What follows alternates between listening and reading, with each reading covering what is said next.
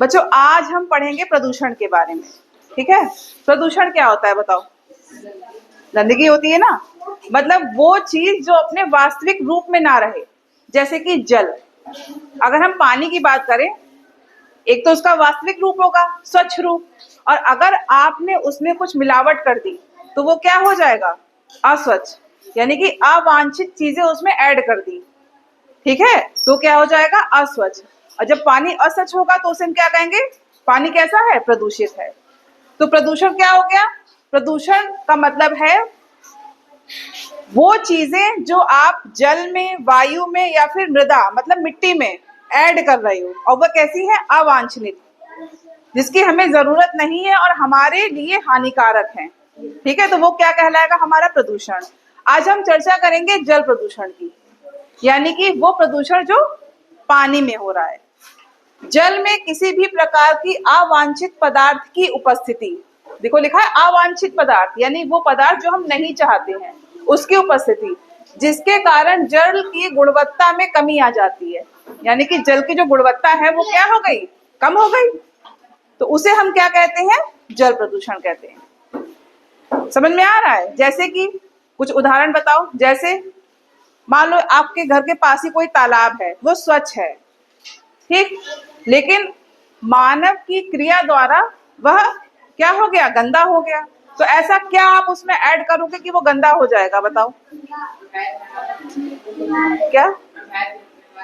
हाँ, आप अपने जानवरों को नहला रहे हो, या आप कपड़े धो रहे हो, है ना, या आपने कुछ भी पैकेट खाया और वो पैकेट आपने पानी में ही छोड़ दिया, तो इससे क्या होगा? जल हमारा प्रदूषित हो जाएगा।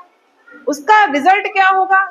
जो पानी में रहने वाले जीव हैं उन पर बुरा प्रभाव पड़ेगा ना, अब वो मर तो जाएंगे ही भाई। जब उनका पानी गंदा हो जाएगा, प्रदूषित हो जाएगा, तो उसमें जी ही नहीं पाएंगे। तो सबसे ज्यादा खतरा किसको है? उन जीव को जो पानी में रहते हैं, है ना। तो कारण क्या क्या है? पहला तो उद्योगों से, जो हमारी इंडस्ट्रीज होती है उसका जो कचरा वेस्ट निकलता है वो भी क्या करते हैं? पाइप के द्वारा नदी तालाब में छोड़ दिए जाते हैं, और उसमें बहुत सारे केमिकल होते हैं। केमिकल भी कैसे होते हैं? जो बहुत ही हानिकारक होते हैं, हार्मफुल होते हैं, और वो सब पानी के जीवों को क्या पहुंचाते हैं? नुकसान पहुंचाते हैं। नेक्स्ट क्या है? मानव की दैनिक क्रियाएं, जो अभी बताई, नहाना, धोना, है ना, कपड़े धोए आपने, या आपने जानवरों को नहलाया, तो उससे भी क्या होगा? जो डिटर्जेंट है, जो भी आप साबुन यूज कर रहे हो, वो भी जो है केमिकल ही तो है, वो भी पानी में जा रहा है। उससे भी जो पानी के जीव वो क्या हो रहे हैं? प्रभावित हो रहे हैं। नेक्स्ट क्या है? कृषि व कीटनाशक दवाएं। अच्छा, आपको लगता जरूर है कि आपने जो आपके खेत हैं उनमें जो पौधे लगे हैं, आपने कीटनाशक दवाइयां उसमें डाल दी, लेकिन आपने दूर तक का नहीं सोचा। क्या नहीं सोचा?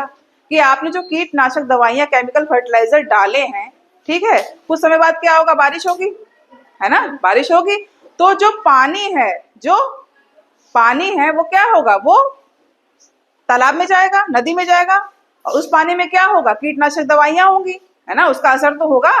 फिर वो क्या करेगा? वो भी जो जल में रहने वाले जीव है उनको प्रभावित करेगा, उनको नुकसान पहुंचाएगा, है ना। तो इसलिए कहा जाता है कि केमिकल फर्टिलाइजर की जगह ऑर्गेनिक फर्टिलाइजर का यूज करना चाहिए, यानी कि जो गोबर की खाद है, जो पेड़ पौधे गल सड़ जाते हैं उनका नहीं पता था, कंपोस्ट पीट बना के आप उसका इस्तेमाल कर सकते हो। तो इससे क्या होगा? पर्यावरण को कोई नुकसान नहीं पहुंचेगा। ठीक, अब बीमारियां कौन कौन सी होती हैं जल से? बहुत सारी बीमारियां भी तो होती हैं। गंदा पानी पी लो तो क्या होगा? रोग लगेंगे। तो कौन कौन सी बीमारी? एक तो पेचिस।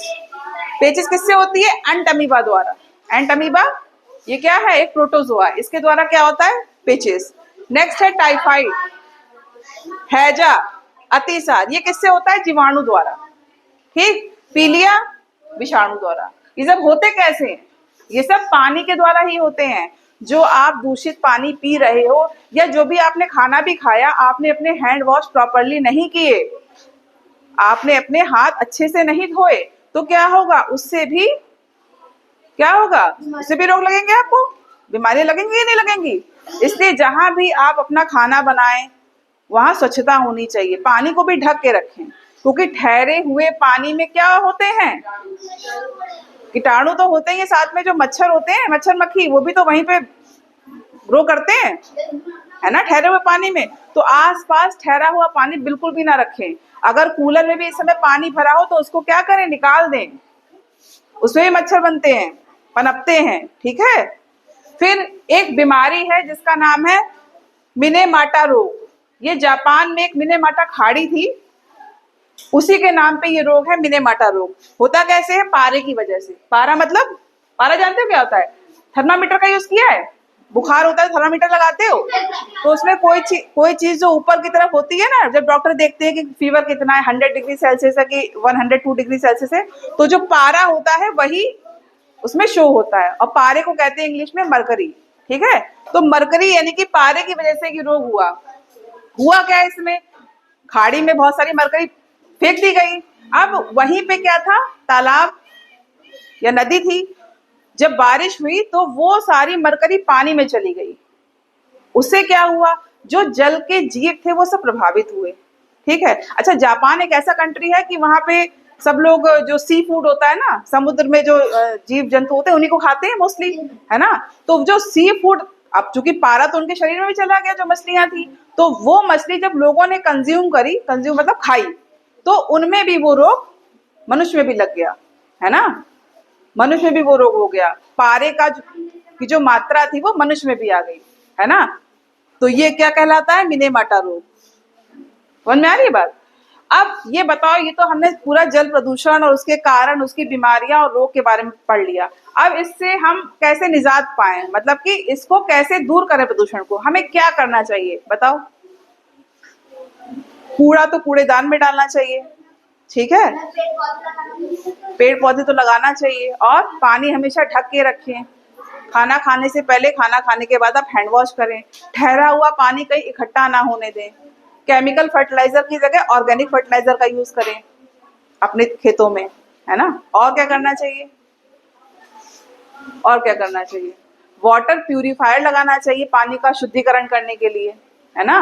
ताकि जो पानी गंदा है, सीवर लाइन का जो पानी है ना, जो आप लोगों के घर तक भी आता है, तो उसमें कहीं ना कहीं जो टंकियों में पानी है वो दूषित होता है, तो उसका प्यूरिफिकेशन यानी कि शुद्धिकरण होना चाहिए, है ना। जब हम ये सारे स्टेप को फॉलो करेंगे तो क्या होगा? ये जो जल प्रदूषण है ये बिल्कुल नहीं होगा, जल हमारा स्वच्छ रहेगा।